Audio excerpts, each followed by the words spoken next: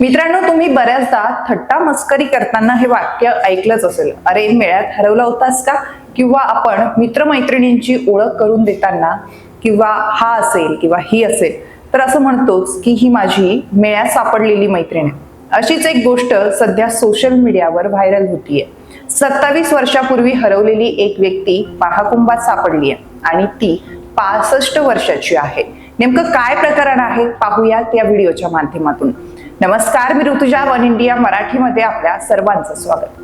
झारखंडमधील एक कुटुंब प्रयागराजच्या महाकुंभात गेलं होतं. त्यात त्यांना 27 वर्ष आधी आपल्या कुटुंबातील हरवलेला सदस्य समोर आल्याचं दिसलं.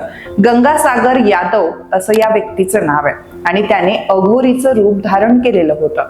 या अघोरी झालेल्या व्यक्तीने कुटुंबाने केलेले दावे यास नकार दिलाय, परंतु त्याच्या शरीरावर काही खुणा पाहून कुटुंबाने तो त्यांच्या कुटुंबातील सदस्य असल्याचं म्हटलंय.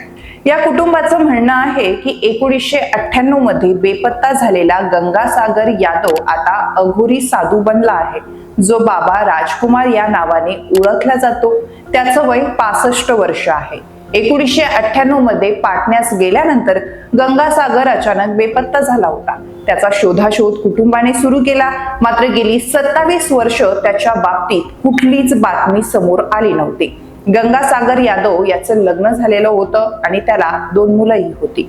गेली 27 वर्षात गंगासागर यादव याची पत्नी धनवा देवी हिने एकटीने 2 मुलांचं पालन पोषण केलं. या मुलांची नावं कमलेश आणि विमलेश अशी आहेत. गंगासागर यादव यांचे धाकटे भाऊ मुरली यादव यांनी माध्यमांना प्रतिक्रिया दिली आणि ते म्हणाले, आम्ही आमचा भाऊ सापडण्याची आशा आता सोडून दिली होती, पण अलीकडेच आमच्या एका नातेवाईकाने कुंभमेळ्यात एका साधूला पाहिलं. ते साधू हे गंगासागर सारखेच दिसत होते. त्याने त्याचा फोटो काढला आणि आम्हाला पाठवला. हा फोटो पाहिल्यानंतर आम्ही लगेचच धनवा देवी आणि तिच्या 2 मुलांसह कुंभमेळ्यात पोहोचलो. दरम्यान कुटुंबाने केलेले दावे बाबा राजकुमार यांनी फेटाळले. या साधूने त्यांची जुनी ओळख पूर्णपणे नाकारली आहे. बाबा राजकुमार यांनी स्वतःला वाराणसीचे संत असल्याचं म्हटलंय आणि त्याच्या कुटुंबाशी आणि गंगासागरशी काहीही संबंध नसल्याचं त्यांनी म्हटलंय. त्यासोबत असलेल्या एका व्यक्तीने बाबा राजकुमार यांनी स्वतःला वाराणसीचे संत असल्याचं सांगितलंय आणि त्यांचा या कुटुंबाशी काहीही संबंध नसल्याचं म्हटलंय. त्यांच्यासोबत उपस्थित असलेल्या एका व्यक्तीने बाबा राजकुमार यांच्या वक्तव्याला पाठिंबा दिलाय.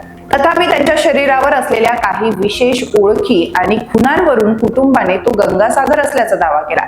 त्याचे लांब दात, कपाळावर जखमेचे चिन्ह आणि गुडघ्यावर जुनी जखम दाखवत ते म्हणाले की हा तोच माणूस आहे. कुटुंबाने या प्रकरणात कुंभमेळा पोलिसांची मदत घेतली आहे आणि DNA चाचणीची मागणी केली आहे, जेणेकरून त्या व्यक्तीची खरी ओळख सिद्ध होईल. गंगासागर यादवचा भाऊ मुरली यादव म्हणाला, आपण कुंभमेळा संपेपर्यंत वाट पाहू. गरज पडल्यास सत्य बाहेर आणण्यासाठी आम्ही DNA चाचणी करू. जर चाचणीत आमचा दावा खोटा ठरला तर आम्ही बाबा राजकुमार यांची माफी मागू. सध्या कुटुंबातील काही सदस्य घरी परतले आहे, परंतु काही अजूनही कुंभमेळ्यात उपस्थित आहे आणि बाबा राजकुमारवर लक्ष ठेवून आहेत. गंगासागर बेपत्ता झाल्यानंतर त्याचं कुटुंब उद्ध्वस्त झालं. त्यावेळी त्याचा मोठा मुलगा फक्त 2 वर्षाचा होता. आता हे पाहावं लागेल की DNA चाचणी केल्यानंतर काय सत्य समोर येतं, की खरंच या कुटुंबाला काही गैरसमज झालाय. मित्रांनो, तुम्हाला ही माहिती कशी वाटली हे आम्हाला कमेंट करून नक्की सांगा आणि अशाच माहितीपर व्हिडिओसाठी चॅनलला सबस्क्राईब करायला विसरू नका.